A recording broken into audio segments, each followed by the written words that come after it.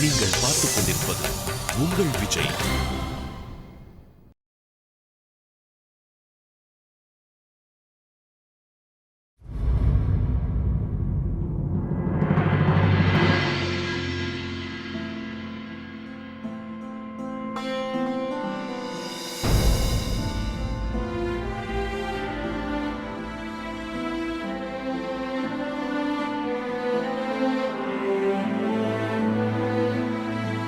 இது எல்லாமே நாங்க எப்பவும் வீட்டுல செய்யறதுதான். மஞ்சள் இருக்கு, வேப்பலை, அப்புறம் துளசி இலை. பிரீத்தி வெளிய இருந்து வேற எந்த மருந்தும் கொண்டு வரல.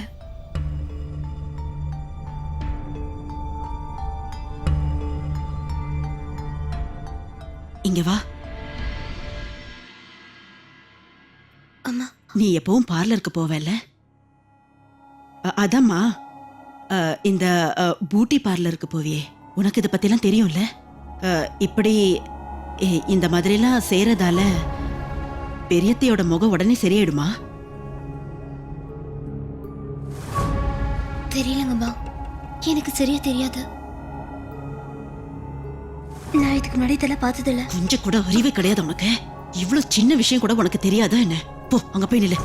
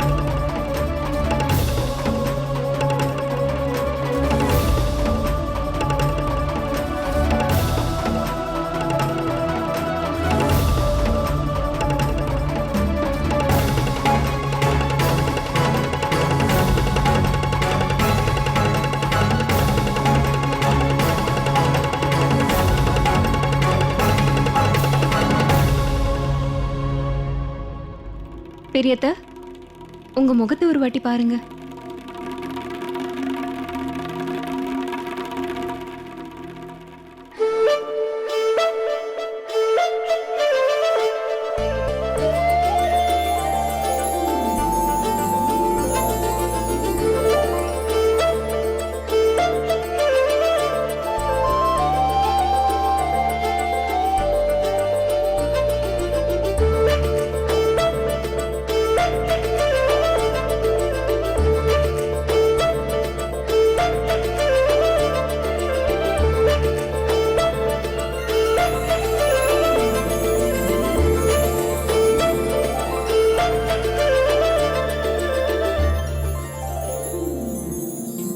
என்னோட முகம் இப்ப முன்ன விட ரொம்ப அழகா இருக்கு. இப்ப நான் உண்மையிலே ரொம்ப அழகா இருக்கேன். யாரு கண்ணு படாம நான் எப்பவும் நல்லா இருக்கணும். து, து, து.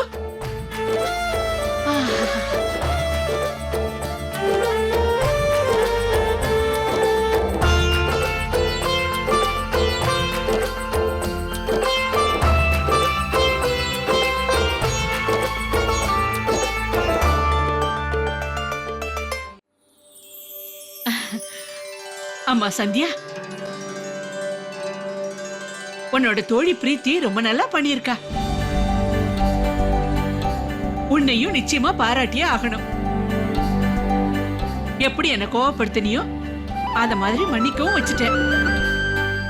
எனக்கு இப்போ என் முகம் திரும்பவும் கிடைச்சிருக்கு. நிச்சயமா எல்லாரும் சேர்ந்து உன்னை பாராட்டியே ஆகணும்.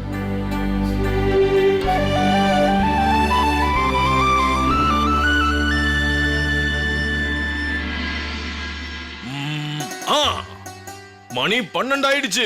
நாம ஜெயிச்சிட்டோம். இங்க பாருங்க, நீங்க மட்டும் இல்ல, இங்க இருக்கிறவங்க எல்லாருமே பெருமையா புறப்பட்டு அந்த வீட்டுக்கு போகலாம், சரிதானா? ஆனா மனைவிமார்களை தோக்கடிச்சு நாம ஜெயிக்கிற போது ரொம்ப சந்தோஷமா இருக்கும். ஐயோ தம்பி, அவங்கள தோக்கடிக்கிறதுக்கு நமக்கு எப்பவாவது ஒரு தடவை தான் வாய்ப்பு கிடைக்கும். இது வரைக்கும் நான் அவளை தோக்கடிச்சதே கிடையாது. ஆனா இன்னைக்கு இந்த ஆரத்தை நான் அங்க கொண்டு போவேன். ரொம்ப பெருமையா அவ முன்னாடி போய் நிப்பேன். அப்புறம் அங்க போனதுக்கு அப்புறம் அவ முந்தானைய முகத்துல இருந்து எடுப்பேன். அப்புறம் என் கையாலேயே அந்த ஆரத்தை போடுவேன். அப்பதான் வெற்றி முழுசா கிடைக்கும். கண்ணா, அப்பதான் நம்ம பொண்டாட்டிக்கு முன்னாடி கொஞ்சம் பெருமையா சுத்த முடியும். என்ன நான் சொல்றது? அது உண்மைதானே. அதோ வந்துட்டா என்னோட செல்ல பேர சூர்யா வந்துட்டா. பாத்தியா சூர்யா, அவங்களெல்லாம் தோக்கடிச்சு நாம இந்த போட்டியில ஜெயிச்சிட்டோம். இப்ப நீ அந்த ஆரத்தை எடு. நாம எல்லாரும் ரொம்ப பெருமையா அங்க போய் அந்த ஆரத்தை அவங்களுக்கு போட்டு விட்டுட்டு வந்துடலாம். தாத்தா ஒரு நிமிஷம். தாத்தா அது வந்து அந்த ஆரம் என்கிட்ட இல்ல. ஆமா. என்ன?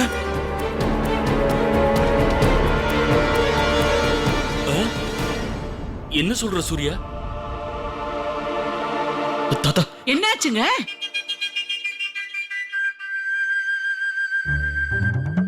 வாங்க மச்சான் வாங்க, வந்த வழிய பார்த்து போங்க. ஏங்கி ஏங்கி நீங்க இப்படி பாக்குறீங்க. வாங்க மச்சான் வாங்க, வந்த வழிய பார்த்து போங்க. ஏங்கி ஏங்கி நீங்க இப்படி பாக்குறீங்க.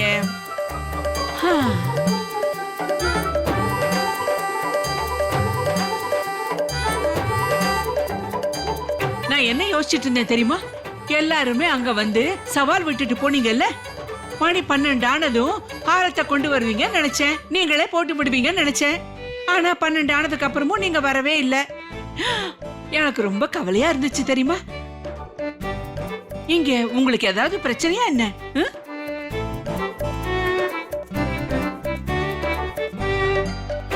இல்ல, பிரச்சனை எதுவும் இல்ல. எல்லாருமே நல்லா தானே இருக்கோம்ல. எங்களுக்கு என்ன பிரச்சனை இருக்க போகுது? நாங்க எல்லாரும் கொஞ்ச நேரத்துல அங்க கிளம்பி வரலாம் தான் நினைச்சோம்.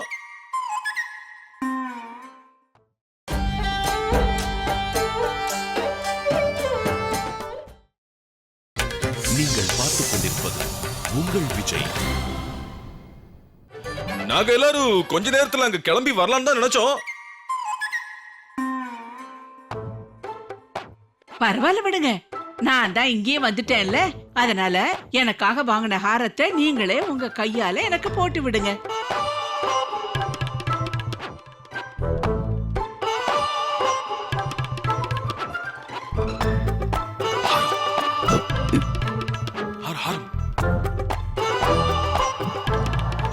என்னாச்சுங்க உங்களுக்கு? அந்த ஹாரம் உங்ககிட்ட இல்லையா என்ன?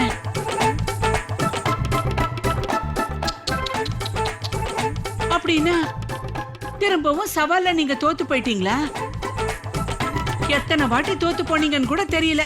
ஆரம்பத்துல இருந்து நீங்க தான் தோத்து போறீங்க. இப்ப என்ன செய்யலாம்?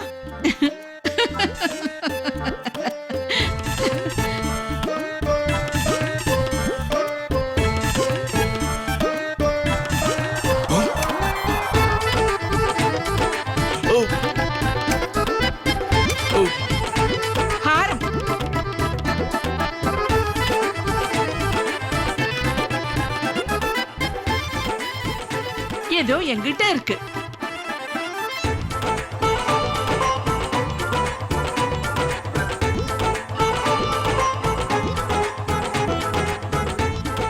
இது நம்ம வாங்கின ஆரம் தானே? இது எப்படி அவங்க கிட்ட போச்சு?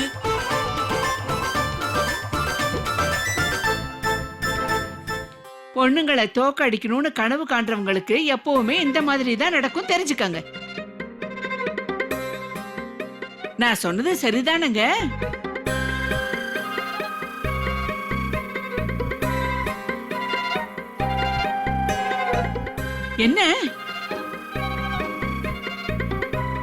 என்ன சும்மா சூர்யாவே மறைச்சு பார்த்துட்டு இருக்கீங்க? அவனும் மனுஷன் தானே. உங்கள மாதிரியே அவன் மனைவின்னா அவனுக்கு உசுருன்னு உங்களுக்கு தெரியாதா என்ன?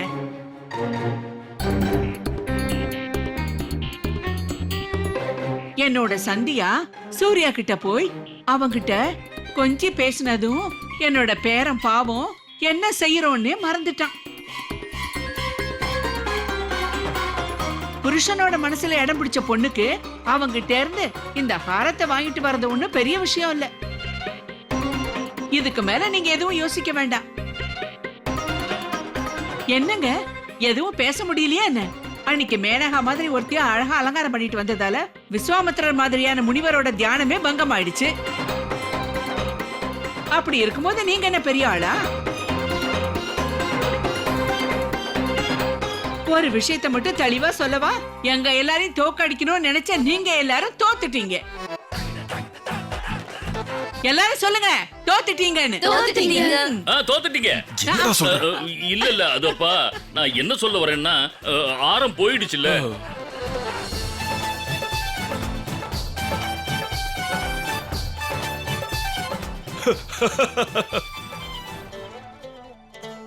எனக்கு முதல்லயே இப்படிலாம் நடக்கும்னு தெரியும். எப்படி இருந்தாலும் என்னோட மனைவி தான் ஜெயிப்பா.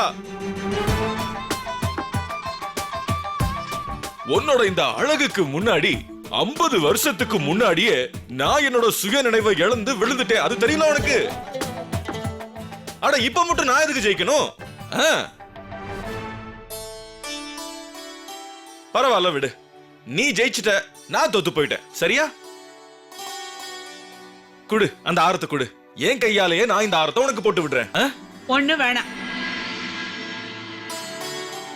என்ன நீங்க ஜெயிச்சு வாங்கின பொருளை நான் எதுக்கா உங்ககிட்ட தரணும்? உங்ககிட்ட இருந்த ஹாரத்தை நாங்க எடுத்துக்கிட்டோம். அதனால இதை என் கையால நானே போட்டுக்கிறேன். ஹாரத்தை போட்டுக்கிறதுக்கு நீங்க ஒண்ணு உதவி செய்யணும்னு அவசியம் இல்ல. ஆனா ஒருவேளை ஹாரத்தை போட்டு விடணும்னு நினைச்சா போய் புதுசா இன்னொரு ஹாரம் வாங்கிட்டு வாங்க, போங்க. நான் சொன்னது உங்களுக்கு புரிஞ்சது இல்ல? வாங்க வாங்க பொண்ணுங்களா, வாங்க எல்லாரும் போலாம். அந்த ஹாரம் கிடைச்சிருச்சு இல்ல? இன்னைக்கு நம்மளோட மானமே போச்சு. சூர்யா அண்ணா இப்படி செய்வார்னு நினைக்கவே இல்ல. உனக்கு என்ன பைத்தியம் பிடிச்சிருக்கா? என்னோட பேரன் சூர்யாவுக்கு மரியாதை செய்யறதே அவரோட மனைவிதான். நீங்க சொன்னது உண்மைதான்ப்பா. மனைவிகளை தோக்கடிச்சு அதுல என்ன பேர் கிடைக்க போகுது? என்ன தாத்தா பேசுறீங்க நீங்க? எல்லாரும் தலை குனி வேண்டியதா போச்சு இல்ல? நம்ம மனைவிங்கெல்லாம் வந்து எப்படி பேசிட்டு போனாங்க பாத்தீங்கல்ல? பசங்களா, ஒரு விஷயத்தை மட்டும் எப்பவுமே நீங்க ஞாபகம் வச்சுக்கணும். காதல் அப்படிங்கிறது தண்ணி மாதிரியே தான். தண்ணி எந்த அளவுக்கு கீழே இருக்குமோ அதோட வேகம் அதே அளவுக்கு அதிகமாயிட்டு இருக்கும். அதனால இந்த தோல்வி வெற்றியை விட ரொம்ப பெருசு. ஏன்னா காதல்ல தோத்து போறதுதான் ஜெயிக்கிறதுன்னு அர்த்தம். இந்த விஷயம் சீக்கிரமாவே நம்ம மனைவிங்களுக்கு நிச்சயமா தெரிய வரும்.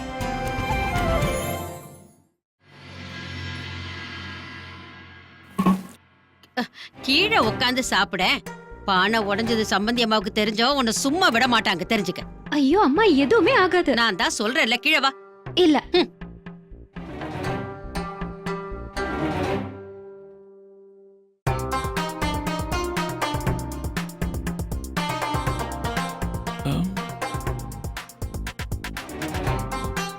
இவங்க 2 பேரும் மீனாட்சியை பார்க்க வந்திருக்காங்களா இல்லனா தன்னைத்தானே பாத்துக்கிறதுக்காக இங்க வந்திருக்காங்களான்னு தெரியலையே. 1 கிலோ ஆப்பிள் 120 ரூபா. 2 பேரும் உட்காந்து எப்படி சாப்பிடுறாங்க பாரு.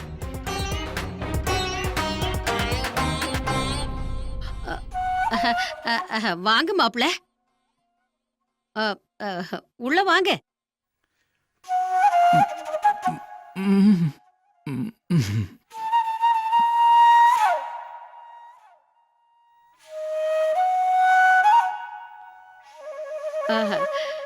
வேற ஒண்ணு இல்ல மாப்பிள்ள, மீனாவுக்காக பழத்தை சுத்தம் பண்ணிக்கிட்டு இருந்தோம். அவ உள்ள தூங்கிக்கிட்டு இருக்கா. நல்லா முக்கிட்டு இருக்காங்க, கேட்டா சுத்தம் பண்றேன்னு சொல்றாங்க. எப்படிதான் உட்காந்து இந்த கட்டு கட்டுறாங்களோ. இப்ப புரியுது, இந்த மீனாட்சி அவங்க அம்மா வயித்துல இருக்கும்போது பொய் சொல்ல கத்துக்கிட்டா போல இருக்கு. மொத்த குடும்பமே பொய் சொல்ற குடும்பம். அது வந்து மாப்பிள்ள, நான் என்ன கேட்டேன், உங்களுக்கு வேற ஏதாவது வேணுமா? இல்ல வேண்டாங்க, ஏதாவது எனக்கு வேணும்னா நான் கஸ்தூரி கிட்ட கேட்டுக்கிறேன். கஸ்தூரியும் உள்ள தூங்கிக்கிட்டு இருக்கா. உங்களுக்கு வேற? இப்படி நடக்க வாய்ப்பே இல்ல, இப்படி நடக்க வாய்ப்பே இல்ல.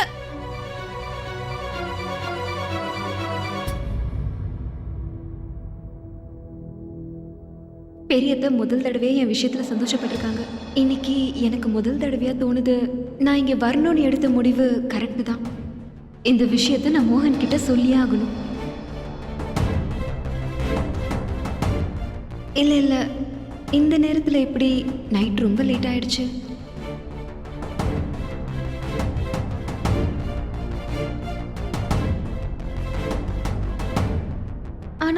இவ்வளோ பெரிய நல்ல விஷயத்த மார்னிங் வரைக்கும் ஏன் தனியாக என்ஜாய் பண்ணணும்?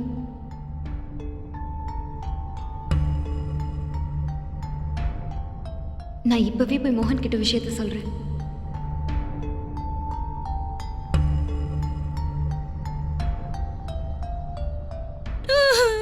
இல்ல இப்படி நடக்கவே மீனா, கூடாது. மீனாட்சி, என்னாச்சு? என்னம்மா என்னாச்சு மீனா?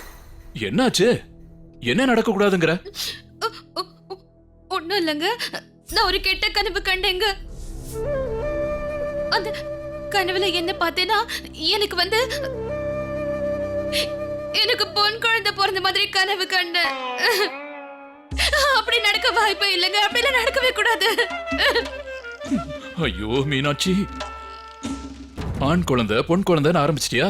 அந்த வேதராணி கிட்ட அவ்வளவு பெரிய பாடத்தை நீ கத்துக்கிட்டதுக்கு அப்புறமும் கூட உனக்கு புத்தி வரலையா? ஏன் இன்னும் நீ அதை பத்தியே யோசிச்சுட்டு இருக்க சொல்லு. இங்க பாரு, ஆண் குழந்தை அப்புறம் பொன் குழந்தை, இந்த ரெண்டுக்கும் எந்த வித்தியாசமும் இல்ல. நிறைய வித்தியாசம் இருக்குங்க. அட, ஒரு பொண்ணு ஆண் குழந்தை பெத்தெடுத்தா இந்த வீட்லயும் சரி சமூகத்திலயும் சரி நல்ல மரியாதை கிடைக்கும். ஆண் குழந்தை பெத்தவங்க எவ்வளவு பெருமையா பாப்பாங்க தெரியுமா? இங்க பாரு என்னோட ஹீரோயின், இப்போ காலம் ரொம்ப மாறி போச்சு. எத்தனையோ விஷயங்கள்ல இப்ப ஆண்களை விட பெண்கள் தான் முன்னாடி நிக்கிறாங்க, புரியுதா? உதாரணத்துக்கு நம்ம வீட்லயே பார்த்தல, நம்ம சந்தியானி நல்லா படிச்சு போலீஸ் ஆபீசர் ஆகணும்னு நினைக்கிறாங்க. இப்ப வரைக்கும் அவங்க நல்லா படிச்சு போலீஸ் ஆபீசர் ஆவலல்ல. நான் இப்பவும் சொல்றேங்க, சந்தியாக்கா கண்ட பெரிய பெரிய கனவெல்லாம் உங்க அம்மாவோட காலுக்கு கீழே தானே. சந்தியாக்கா எதுவும் செய்ய முடியாது. இதுவே ஆம்பளை பிள்ளையா இருந்தா அவனை படிக்கிறதுக்கு எல்லாருமே சேர்ந்து அனுப்பி வைப்பாங்க ஸ்கூலுக்கு. இதுல நீங்க வேற, நீங்க இருக்கீங்களே, சந்தியாக்காவை எப்ப பார்த்தாலும் என்னோட சேர்த்து வச்சு பேசுறதுலே குறியாருங்க. உங்களுக்கு ஒரு வேலையே இல்லையா? நானே ஏற்கனவே ரொம்ப பயந்து போயிருக்கேன். போத குறைக்கு நீங்க வேற பேசி என்ன அழ வைக்காதீங்க.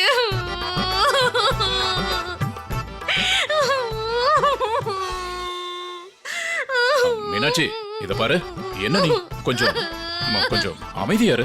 இப்படி எல்லாம் அழாத. இனிமே சந்தியானியை பத்தி உன் முன்னாடி நான் எதுவும் பேச மாட்டேன். ஆனா நீ எனக்கு ஒரு சத்தியம் செஞ்சு தரணும். திரும்பவும் நீ ஆண் குழந்தை பொன் குழந்தை இந்த மாதிரி எல்லாம் என் முன்னாடி எதுவும் பேசக்கூடாது. ஏன்னா நீ ஒருத்தி மட்டும் கிடையாது, உன் வயித்துல ஒரு குழந்தையும் இருக்கு. உன்னோட மூளைக்கும் நம்ம குழந்தை மூளைக்கும் சம்பந்தம் இருக்கு. நீ டென்ஷனா இருந்தா குழந்தையும் டென்ஷன் ஆகும். நீ வேதனைப்பட்ட குழந்தையும் வேதனைப்படும். உனக்கு உடம்பு சரியில்லைன்னா குழந்தைக்கு உடம்பு சரியில்லாம போயிடும். அதனால உங்க ரெண்டு பேருக்குமே பிரச்சனை வரக்கூடாது. நீ சந்தோஷமா இருந்தா குழந்தைக்கும் சந்தோஷம், எனக்கும் சந்தோஷம்.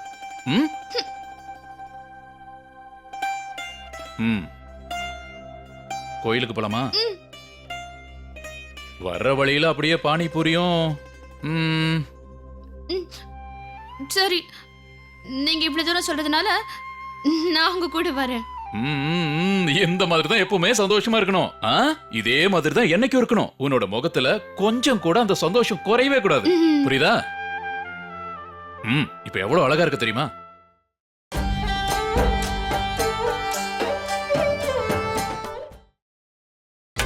நீங்கள் பார்த்துக் கொண்டிருப்பது உங்கள் விஜய்.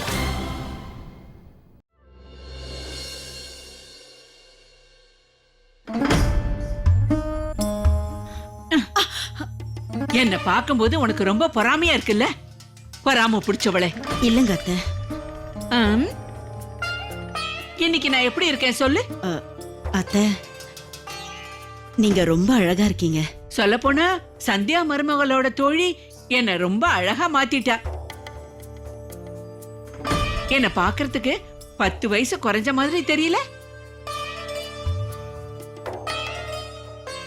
அலங்காரம் செய்யறத பத்தி இந்த சின்ன வயசுல இவ்வளவு விஷயங்கள் தெரியும்னு என்னால நம்பவே முடியல சரோஜா.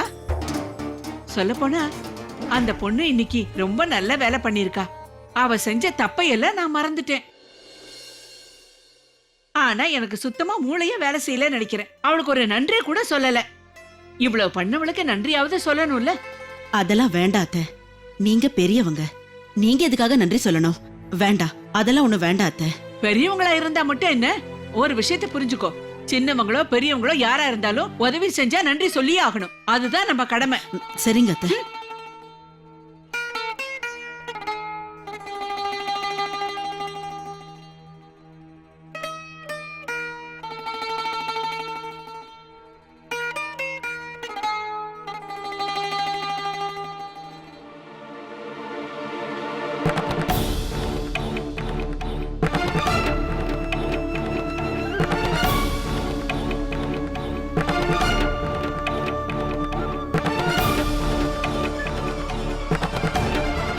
மோகன்